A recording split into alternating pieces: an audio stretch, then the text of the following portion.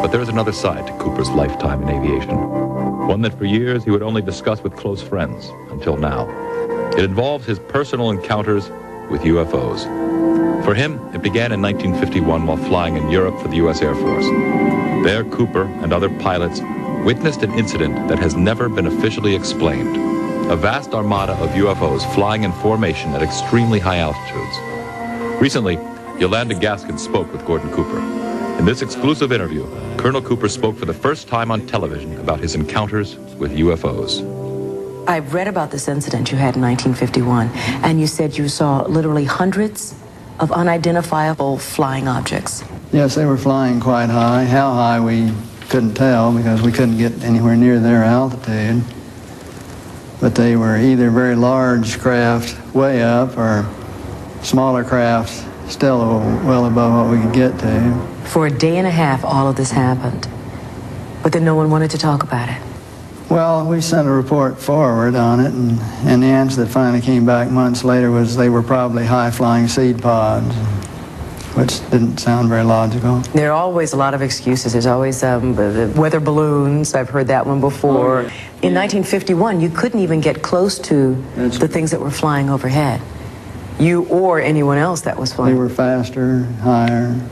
6 years later, Cooper again encountered a UFO. This one definitely was not a weather balloon. While supervising flight testing in Edwards Air Force Base, his military camera crew actually filmed an unidentified saucer-shaped object landing near the site.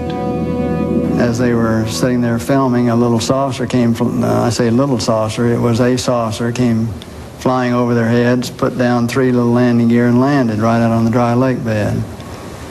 And they picked up their cameras and started over toward it, filming as they went. And when they got in fairly close to it, it lifted up, put the gear back in the wheel wells, tipped up, and took off at a great rate of speed. And so they came into my office and told me what had happened, and I sent them over to develop the film. And then had to go through all the proper regulations of reporting this. And we wound up having to send the film forward to Washington in the base jet airplane. And I don't know whether anyone's ever seen it since. Now, the vehicle that you just described, how similar was it to the very first sighting that you had back in 1951? Quite similar. It was basically the same plan-form vehicle. They were double saucer, lenticular. But if you're going to be going in and out of atmospheres like Earth or other places might have, you certainly need a little more aerodynamic type of vehicle. And the saucer has the capability of going through the air at tremendous rates of speed and handling the bow and trailing wave without making shock waves. So it can be very silent while traveling at big rates of speed through the atmosphere. But sightings of UFOs weren't limited to the military. Cooper has commercial airline colleagues who've also seen UFOs. Yes, a friend of mine who's a captain on a major airline at night was flying along, noticed this, suddenly a big glow came off his left wing, and he looked out and this big saucer was sitting right off their wing. And so he turned slide toward and it moved away, and turned back and it moved back in position, and turned to his co-pilot and said, do you see what I see? And he said, oh God, yeah, I do.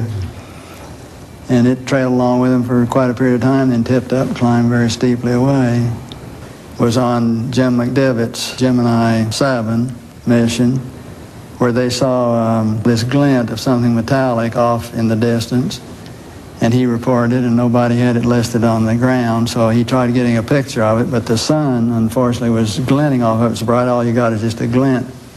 There was no detail on what it was, but never any further sighting at all on it. Years later, Cooper approached the United Nations with a proposal for a committee that would explore the UFO phenomenon.